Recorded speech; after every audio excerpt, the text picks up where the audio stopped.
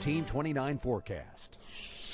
Moody skies, and yeah, this afternoon the skies opened up. If you looked overhead before it started to rain, those clouds were racing off to the north in association with this front that is now bearing down across the region. Denise Kilmer captured that shot from her place earlier today. Let's take a look at the radar the last several hours, and you can see that first batch of rain right ahead of the actual front. Front right now is pretty much right along the Blue Ridge. Winds have increased out across the Shenandoah Valley. Most of us so far this afternoon, anywhere from 2/10 to almost half an inch of rain. That is quickly moving eastbound now. Now, as we take a look at a wider perspective, you can see over the last several hours some of the heavier rain pushing east. There have really been no thunderstorms, but there's certainly strong winds aloft. And now once the front pushes through, we get a quick rise in pressure. So that's going to increase the wind here for the rest of this evening and tonight, at least into early tomorrow morning. And it's our higher elevations will be most susceptible to the strongest wind gusts. But as we look at some of the current wind gusts out to the west, 45-mile-per-hour gusts there in Roanoke,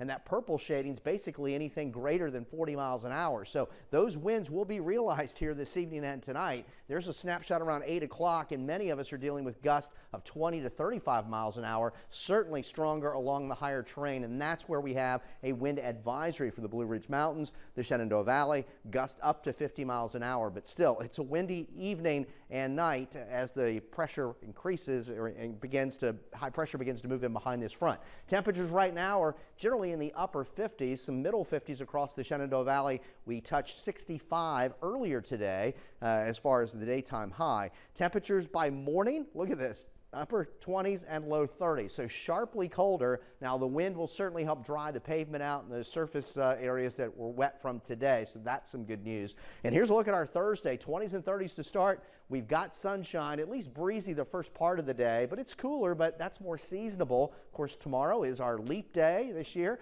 upper 40s and low 50s for highs. Looking ahead toward Friday, well, later Friday afternoon, Friday night into Saturday morning will be our next chance of rain. And right now, the weekend trends a little higher with those temperatures, so this real quick hit of cooler air is very short-lived. But this is a strong winter cold front, continues to push east here tonight. We look back to the west, and we can certainly see the effects of those tumbling temperatures. A little bit of snow on the backside, but again, if this had come through during next month or April, we'd probably have a lot more in terms of some severe storms. Not the case here today.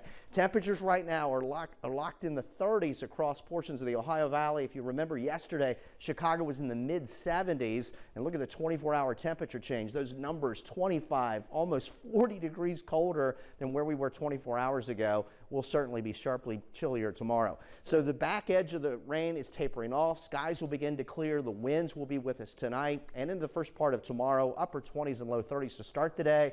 Thursday afternoon, upper 40s and low 50s. We'll start Friday dry, upper 20s and low 30s. The clouds thicken up, and then here comes the rain during the afternoon. That takes us into Friday night, and it looks like it'll taper off as we get to about midday on Saturday, our next chance of rain.